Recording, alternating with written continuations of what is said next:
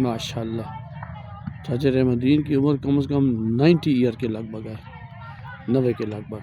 और हर रोज़ स्टेशन की तरफ आना फिरना टुरना, और काफ़ी दूर है आपका घर भी। देखिए ये रेलवे स्टेशन है, और इधर वो दरख्तों के पीछे एक न्यू टाउन जगह है, वहाँ से ये पैदल चल के हर रोज़ यहाँ आते हैं।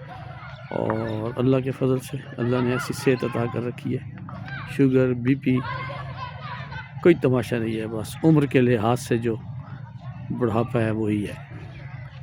वाह जी चाचा जी, देख रहे चाचा मेरे का, चाचा रहमुद्दीन बहुत खरा और दलेर इंसान है। अल्लाह खुश रखे चाचे को।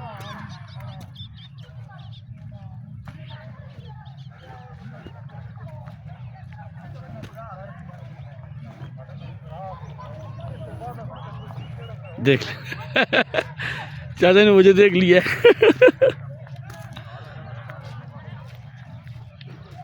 कितने गायब हो?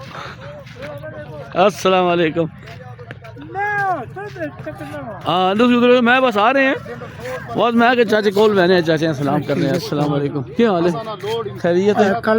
ठीक है, इंशाल्लाह इंशाल्लाह इंशाल्लाह इंशाल्लाह। चाचे अल्लाह ज़िंदगी दे जी।